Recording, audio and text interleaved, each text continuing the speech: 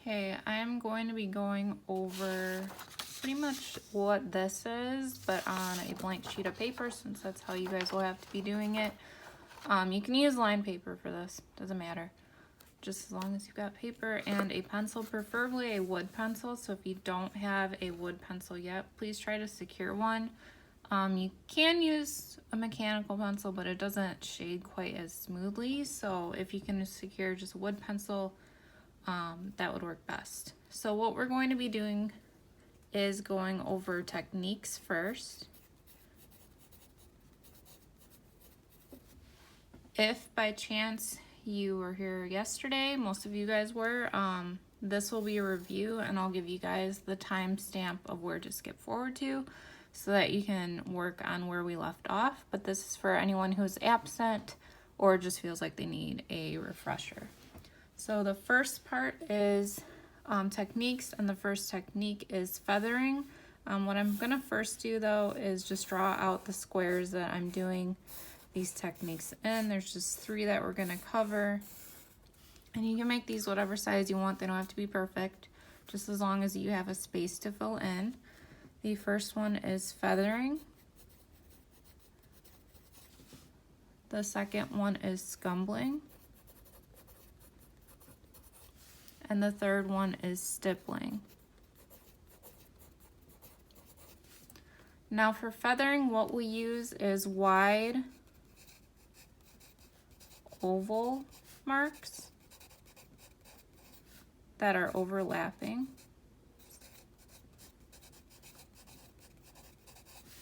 And what feathering is it's a good shading technique for larger areas or just areas where you want a nice smooth value.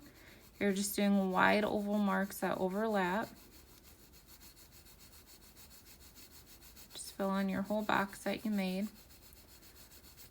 In terms of how to make it darker, you can either add additional layers, and that can also kind of smooth out the value, or you can of course add harder pressure. Now, a good thing that feathering is a replacement for is scribble shading. So you might be used to kind of doing this. That is what I call scribble shading.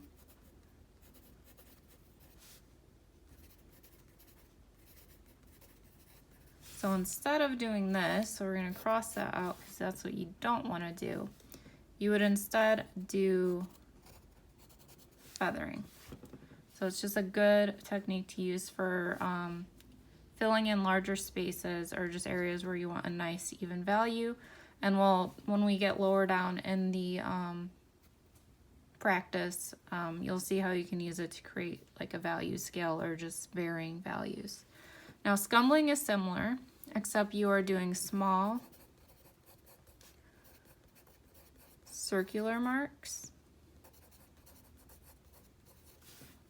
that are also overlapping. So this is good for smaller areas where you need a more concentrated value. You can still use it on larger areas too. It's just a different way to do it to where you can kind of be a little bit more precise. You can also add more pressure a little bit easier. And the goal with both of these, I know it's kind of hard to remember, but try not to go on like perfect rows, so kind of move around a bit, because otherwise you do start seeing those rows.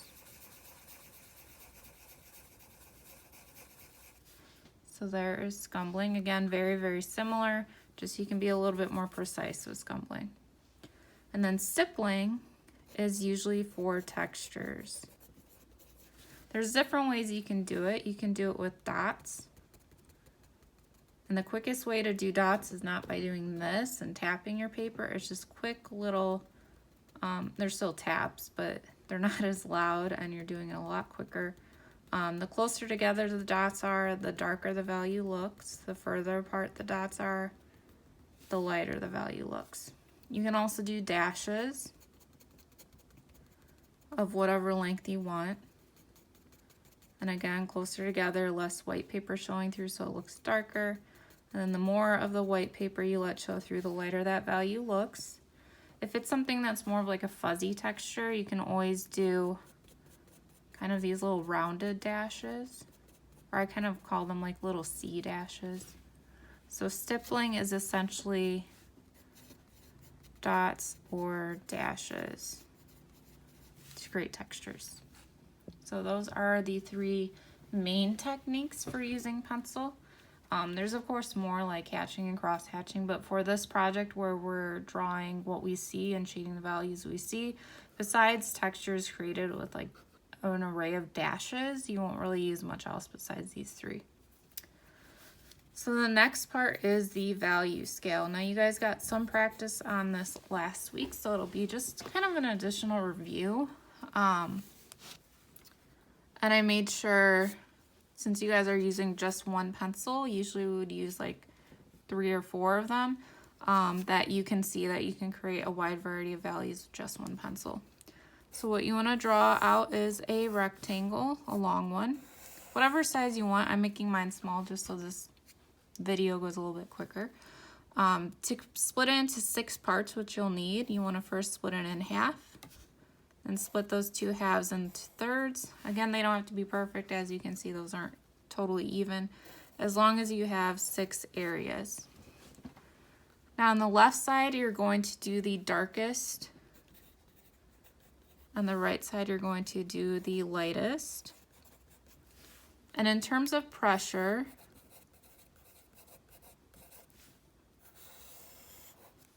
you've got hard pressure here, medium throughout kind of that middle stage, and light pressure over here.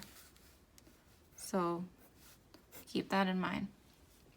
The darkest shade, you're going to add as much pressure as you want. You can use either of these techniques. The size of the square might kind of help you choose which one you want to use, or how quickly you want to get it done might help you choose. Feathering does go a little bit quicker. You can always do something kind of in the middle too. Mine is kind of a combo of feathering and scumbling right now because they're like small ovals rather than wide ovals.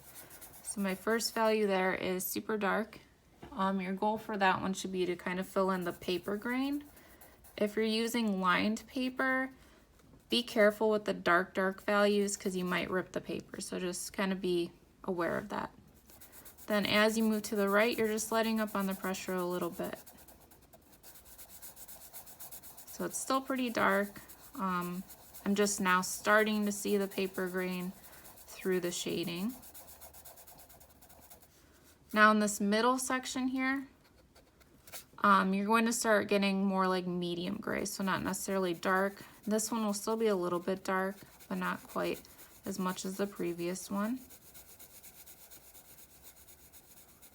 And you may also notice that when you are shading lighter values, feathering actually becomes kind of the easier technique to use, because when you're doing like small circular marks, you're more likely to see the lines if you're trying to shade really lightly. So you can see these are gradually changing. Now this one, I'm just kind of gliding my pencil. And then for the light one, really just barely touching the paper with my pencil. So you can see it gradually changes. One other thing I want to mention that I forgot to mention, when you are shading, it's best to hold your pencil at a bit of an angle. You don't want to hold it like you're writing, because then your hand will naturally want to press harder as if you are writing. So when you're drawing or sketching, you want to be a little bit more loose with how you hold your pencil. The easiest way is just scoot it down a little bit, and that naturally relieves pressure from your hand on your pencil. Some people will hold it like this in certain instances. It kind of takes a little bit to get used to that. So at the beginning, just kind of scoot your pencil down a little bit to get used to holding it more loosely. Now the next value scale is a full value scale without any dividing lines. So same dark to light, you're still trying to mimic these values. You're just starting off dark, and then you will be gradually letting off the pressure of your pencil.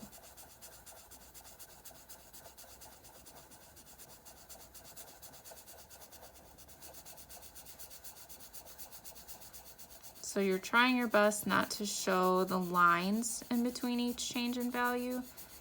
You're just controlling your hand pressure on the pencil to change the value that shows. So there it is finished. So you can see these for the most part match up. You can always add another layer to certain sections if you feel like they need to be a little bit darker, but these mostly line up with my broken up one up there. Now the next section is doing the forms. So shading, forms. Now the forms we're going to be shading are these three here. So I'll just kind of leave that up here so that you have a reference. I have the light sources up here. That means that's the direction the light is shining on that form, and that should help guide where you place the shadows and the highlights. So the first one is the cube. Now, yes, you do kind of have to draw it out first. It's not as difficult as it looks though. So basically you make two lines that are parallel to each other, pretty spaced out. And then you make an equal line that's just a little bit lower, same length, but it goes lower. Then you connect these. You want these two lines to be parallel to each other. Same with these. Make as parallel as you can. And then in terms of the top of the box, you want to come up from here and make a dot. And then this line should be parallel to this line. And this line should be parallel to this line. Again, does not have to be perfect. Mine's certainly not. The goal for this is just making sure you get the shaded values correct. Next, we're drawing out that drop shadow because the light is over here if you want to like put a star or something. And the edge of the shadow should be parallel to this one. Now, as you can see on the finished one up here, the darkest areas will be these two. This will be medium,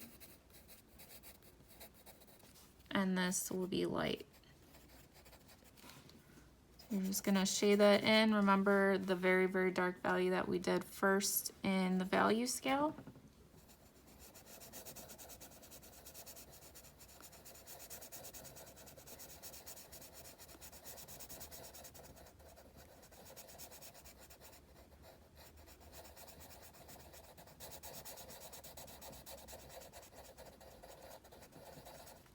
Same with the back of the cube. And the reason why these two are the darkest, so when you have forms, what's going on is you're determining where is that light hitting, where is it not hitting, where is it just hitting a little bit. Since the light is over here, it's shining on the cube, it's definitely hitting the top of the cube. It's only hitting a little bit of the side, it might be kind of coming around, but it is not at all able to hit this side, and then it casts a shadow because the light is not able to transfer around the form, so it just casts a shadow. It is medium on this side, like I said, because some light might be coming around, but not a whole lot. Again, I'm using feathering here. And then just some really, really light feathering on the top. I like to kind of fade it toward where the light would be hitting more directly. So there's a cube. Next one is a sphere. Obviously a circle is kind of hard to draw really perfectly, so just kind of do it as good as you can. And you don't have to draw like the box in the background around it. So just the circle, the drop shadow of that circle. So just kind of like an oval coming out from the bottom right edge. And then again, the light is over here. Now this, the shadow will be the darkest. And then I'll kind of go into the areas on the sphere that are dark or medium or light, kind of after I shade it. So the shadow you'll fill in really dark, because again, the light is not able to perfectly reach around that sphere. Now the tricky thing with spheres is that since they are round, the light isn't totally blocked. So you'll find on spheres, they will have a halo, and I marked it here, where the light is kind of transferring around and picking up and bouncing off the bottom of the sphere. So we're going to try our best to include that on the one that we drew here. The easiest way, wherever your edge of that sphere is, leave a little bit of a gap and then start shading. So right where it meets the shadow, you'll leave a bit of a gap. Now when you shade anything that is rounded, you want to shade with the form. That way you are maintaining that roundness. Because if you shade kind of up and down or side to side, it flattens it out. It no longer looks as round as it could. Now at first we're starting off with dark values here, and I'm just kind of going in a crescent shape. So I'm going back and forth, and each kind of new line of shading I make, I'm going to make a little bit lighter. And this one I'm using more so Scumbling because it's a smaller area to fill.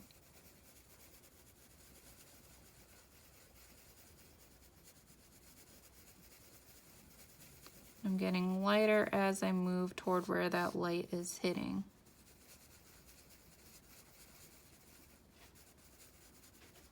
Now I can tighten up the edges here since I didn't have edges made for me. So I'm just gonna really lightly delineate those edges a little bit. Again, don't like make really harsh lines because then it doesn't look quite as natural. Just enough to where it tightens up the form. So we've got dark here, dark on the edges, kind of medium, and then light where that light is hitting. And then of course, the halo. Make sure you don't forget that because that's kind of an important part of shading rounded forms. Next one is the cone, or the last one really, is the cone. This one has some similarities to doing a sphere because it is a somewhat rounded form. First you're going to draw as if you're drawing a triangle, kind of a tall triangle. And then you're going to round out that bottom edge to show that it is a form, it's a cone rather than a geometric triangle. Light is still over here. So the cast shadow is going to go this direction. Once again, that will be the darkest. So we're going to shade that in.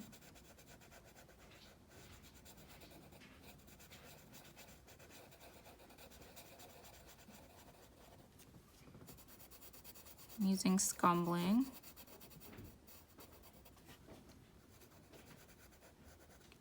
And when it comes to cones, the direction of the light really does change where you shade it and where that shadow is cast. Since the light is over here, it's kind of casting at a diagonal.